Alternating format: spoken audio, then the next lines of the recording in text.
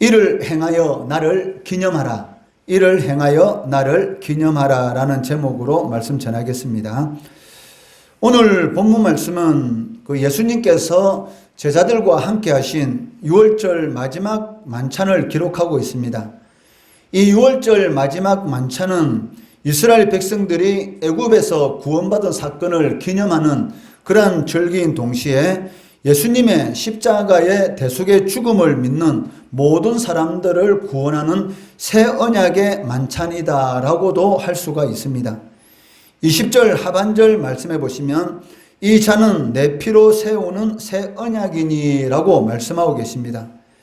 이처럼 예수님의 십자가의 사건을 새 언약이라고 말씀하시는 것은 그 시내산에서 하나님과 이스라엘 백성들이 맺었던 옛 언약하고는 전혀 다른 종류의 새로운 언약이다라는 그런 의미를 가지고 있기 때문입니다.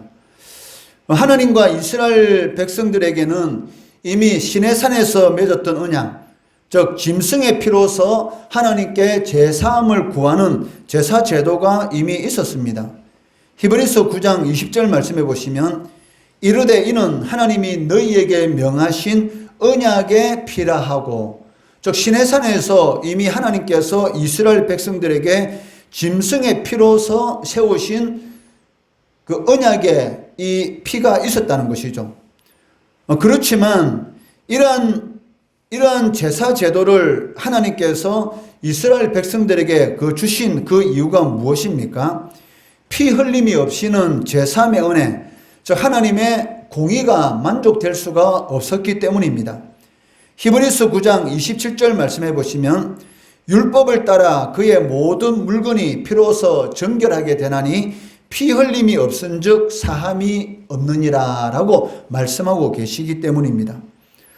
그렇지만 이렇게 반복적으로 짐승의 피를 드렸지만 그 짐승의 피는 죄로부터 완전한 자유를 주지 못하는 불완전한 것이었습니다. 그렇기 때문에 완전한 새로운 언약이 필요했던 것이죠. 그래서 하나님께서는 이 불완전한 것을 완전하게 하시기 위해서 새로운 언약을 준비하셨는데 그것이 무엇입니까? 바로 예수님의 십자가의 사건이라는 것입니다. 히브리서 10장 11절 12절 말씀해 보시면 제사장마다 매일 서서 섬기며 자주 같은 제사를 드리되 이 제사는 언제나 죄를 얻게 하지 못하거니와 오직 그리스도는 죄를 위하여 한 영원한 제사를 드리시고 하나님 우편에 앉으셨느니라 라고 말씀하고 계십니다. 날마다 제사장이 짐승의 피로 같은 제사로서 섬겼지만 그 제사는 죄를 없이 하지 못했다는 것입니다. 그리고 히브리서 10장 14절에서는 무엇이라고 말씀합니까? 그가 거룩하게 된 자들을 한 번의 제사, 반복적인 제사가 아니라 한 번의 제사로 영원히 온전하게 하셨느니라 라고 말씀하고 있습니다. 즉 짐승의 피제사는 이스라엘 백성들의 죄를 완전히 사하는 그러한 능력이 없었지만 예수 그리스도의 십자가에 흘리신 그 피는 그 한 번의 제사로 영원히 죄를 사하는 그러한 완전한 제사다라고 말을 하고 있다는 것이죠. 예수님은 제자들과 함께 유월절을 보내시면서 얼마나 이 유월절 만찬의 자리를 간절히 원하셨는지 먼저 언급하고 계십니다. 14절 15절 말씀해 보시면 때가 이르매 예수께서 사도들과 함께 앉으사 이르시되 내가 고난을 받기 전에 너희와 함께 이 유월절 먹기를 원하였노라 라고 말씀하고 계십니다.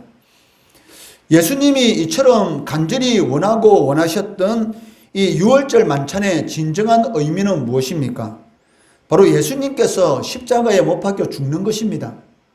그런데도 불구하고 예수님께서 제자들과 이 유월절 마지막 식사를 간절히 원했던 그 이유가 무엇일까요? 그것은 그 출애굽 사건을 기념하는 유월절 식사가 이제는 전 인류를 구원하는 예수님의 십자가의 그 죽음 그리고 그 고난 그것을 상징하는 성만찬의 의미로 발전될 것이기 때문입니다. 즉 이것을 바로 제자들에게 가르치기 위해서 지금 이 자리에서 제자들과 함께하는 이 유월절 절기 마지막 식사는 이스라엘 백성들이 애굽에서 구원받은 그러한 날을 기념하는 것으로 지키고 있지만, 이 시간 예수님께서 떡을 떼어 주시면서 내 몸을, 이 떡은 너희를 위해서 주는 내 몸이라 말씀하시고, 그리고 포도주 잔은 너희를 위하여 흘리는 내 피다라고 말씀하시면서 성찬을 이렇게 제정하게 되는 것이죠. 그러시면서 이 유월절, 즉 이스라엘 백성들이 애굽에서 구원받은 그 사건을 기념하는 유월절이 이제는 성찬을 통해서 예수 그리스도의 십자가의 죽음을 믿는 모든 사람들이 구원을 받는 그러한 이 성찬의 의미로 발전될 것을 제자들에게 가르치기 위해서 이 자리에서 예수님께서 너희들과 간절히 이 유월절 식사를 하기 원했다라고 말씀하고 계시다는 것입니다. 이처럼 성만찬을 통해서 이제는 모든 하나님의 백성들이 영원히 예수님과 연합함으로 인해서 믿음 안에서 교제하기를 원하셨던 것이죠. 이 성찬 예식은 단순히 예수님의 십자가의 죽음을 기념하는 그런 의미뿐만이 아니라 이 자리에 예수님께서 영적으로 임재하신다라는 그런 의미가 있다는 것이죠. 그렇기 때문에 이 성찬은 눈에 보이는 그런 은혜의 방편이다. 말씀과 기도는 눈에 보이지 않지만 성찬 예식은 먹고 마심으로 인해서 눈에 보이는, 실제적으로 몸을 통해서 느끼는 예수님의 영적 임재의 예식이다라고 이렇게 말을 할 수가 있다는 것입니다. 예수님은 이러한 성찬 예식을 통해서 영원토록 예수를 믿는 모든 사람들이 내가 너희를 위해서 행한 이 모든 일을 기억하기를 원하셨고, 그리고 그 사랑과 그 은혜에 감사하기를 원하셨던 것입니다. 예수님은 제자들과 유월절을 보내시면서 십자가에서 맞이하실 죽음의 의미를 상징적으로 식사 자리에서 보여주고 계십니다. 제자들에게 떡을 떼어 주시면서 그들을 위해 찢기시는 예수님의 몸이다라고 말씀하시고, 포도주 잔을 주시면서 그들을 위해 쏟아붓는 예수님의 피라라고 말씀하고 계십니다. 19절 20절 말씀해 보시면, 또 떡을 가져 감사 기도하시고 떼어 그들에게 주시며 이르시되 이것은 너희를 위하여 주는 내 몸이라. 너희가 이를 행하여 나를 기념하라 하시고, 저녁 먹은 후에 잔도 그와 같이 하여 이르시되 이 잔은 내 피로 세우는 새 언약이니 곧 너희를 위하여 붓는 것이니라. 십자가 위에서 찢기시는 몸, 그리고 십자가 위에서 로마 군병의 창에 찔리심으로 쏟는 피와 물, 이것이 바로 성찬 예식에서 행하시는 떡과 이 포도주 잔의 의미다라는 것을 가르치고 있다는 것입니다. 그렇기 때문에 예수님의 살과 피, 즉 성찬을 통한 떡과 포도주를 나눈다는 것은 우리를 위해서 지키고 피 흘리신 예수님의 구원의 선물이다라고 말을 할 수가 있습니다. 사실 십자가는 무엇입니까? 그 진노와 저주의 자리입니다. 십자가 목걸이를 메고 또 십자가로서 열쇠고리로 하고 다니고 있지만, 실질적으로 그 십자가는 그 당시에 저주받은 자들만이 당하는 그런 형벌이었던 것이죠. 이 살인자, 도저히 인간으로서는 저지를 수 없는 그러한 살인을 저질렀다든지 아니면 로마 제국의 반역죄를 저지른 그러한 사람들만이 십자가 위에서 죽어갔던 것입니다. 그렇기 때문에 십자가는 진노와 저주의 자리다라고 할 수가 있을 것입니다.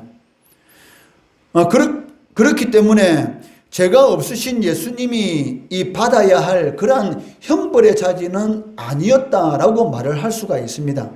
예수님이 죄가 없다라는 것은 로마 총독인 빌라도도 인정한 것입니다.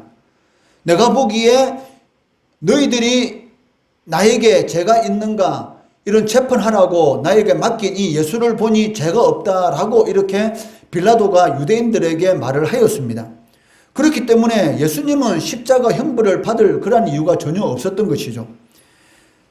신명기 21장 22절 23절 말씀해 보시면, 사람이 만일 죽은 죄를 범함으로 내가 그를 죽여 나무 위에 달거든 그 시체를 나무 위에 밤새도록 두지 말고 그날에 장사하여 내 하나님 여호와께서 내게 기업으로 주시는 땅을 더럽히지 말라.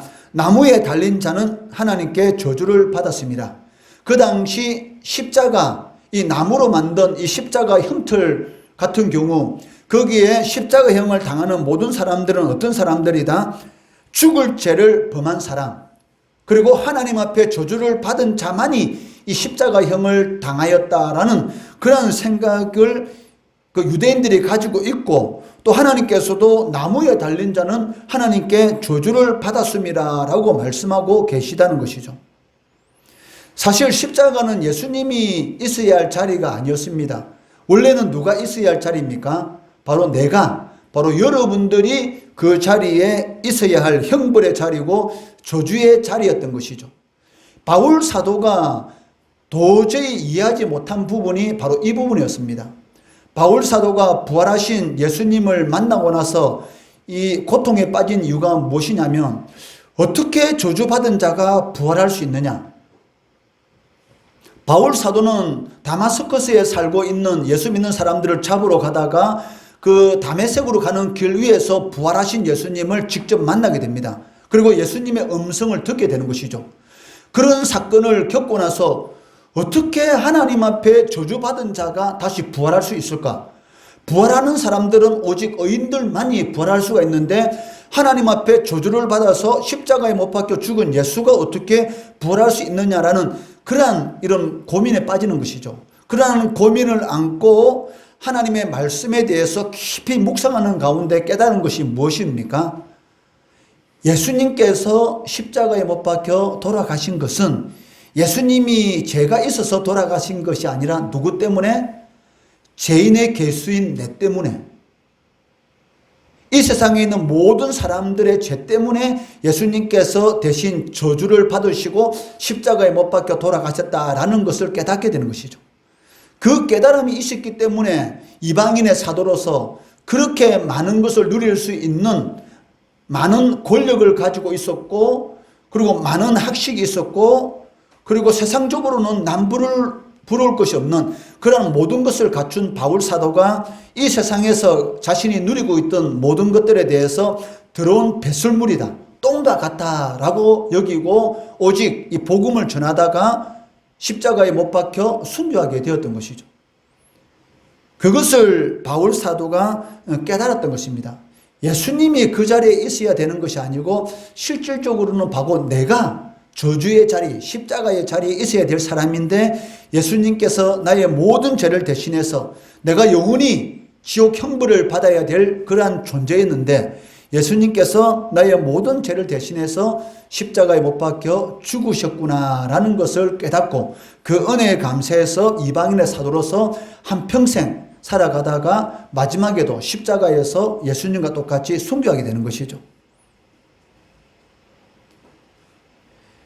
우리의 살이 찢기고 우리의 피가 흘러야지 마땅합니다. 그렇지만 예수님은 우리를 대신해서 사망의 값, 영원한 지옥 형벌을 대신 치르시고 십자가에서 돌아가셨던 것입니다. 이것을 바로 대신 속죄다라고 이렇게 말을 하고 있습니다. 마가복음 10장 45절 말씀해 보시면 인자가 온 것은, 즉 예수님께서 이 땅에 육신을 입고 이 땅에 오신 것은 섬김을 받으려 함이 아니라 도리어 섬기려 하고 자기 목숨을 많은 사람의 대속물로 주려 하심이라. 이 세상에 있는 모든 사람들의 죄를 대신해서 대속물, 대신 속죄로서 제사 드리기 위해서 동물들이 피 흘리며 죽어간 것처럼 이 세상에 있는 모든 사람들의 죄를 대신해서 죽기 위해서 내가 이 세상에 왔다라고 예수님께서 말씀하셨습니다. 그렇기 때문에 성도는 예수님에서 행하신 이 십자가의 그 은혜를 믿음으로 예수님의 죽음에 함께 동참하게 되는 것이고 제3의 은혜를 누릴 수 있게 되었던 것입니다. 이것을 바울은 연합, 즉 하나됨, 예수님과 우리가 하나가 되었다. 예수님께서 십자가에 못 박혀 돌아가실 때 나도 그 자리에 있었고 예수님께서 부활하실 때 나도 함께 부활했다. 이것을 바로 연합이라는 단어를 사용해서 설명하고 있습니다. 예수님이 죽으실 때 나도 죄에 대해서 죽었고 예수님께서 부활하실 때 나도 함께 부활하심으로 말미암아 바로 하나님의 자녀가 되었다. 죄로부터 구원을 받았다라고 말을 하고 있다는 것이죠. 로마서 6장 5절 말씀해 보시면 만일 우리가 그의 죽으심, 즉 예수님의 죽으심과 같은 모양으로 연합한 자가 되었으면 또한 예수님의 부활과 같은 모양으로 연합한 자도 되리라. 예수님을 믿는 자들은 어떤 은혜가 베풀어집니까? 예수님이 십자가 위에 돌아가실 때 나도 죄에 대해서 죽었고 예수님께서 부활하실 때 나도 함께 부활하는 그런 은혜가 임하게 된 것이죠. 그렇기 때문에 예수 믿는 사람들이 영원한 생명을 누리고 천국에서 영원히 복된 삶을 살아갈 수가 있다는 것입니다. 20절에 말씀하신 새 언약의 성취는 예수님의 대속의 죽음으로 이루어졌습니다. 그러므로 성도들은 예수님의 살과 피를 상징하는 떡과 포도주를 마시며 성찬 예식을 통해서 주님의 죽으심 그리고 고난을 기억하고 구원의 은혜에 감사하는 것입니다. 그런데 놀라운 것은 예수님의 제자들과 그 유월절을 보내시면서 떡과 잔을 나누시는 가운데 예수님께서는 이 제자들 중에서 자신을 팔 자가 있다라는 것을 선언하고 계십니다. 21절 말씀해 보시면 그러나 보라 나를 파는 자의 손이 나와 함께 상위에 있도다.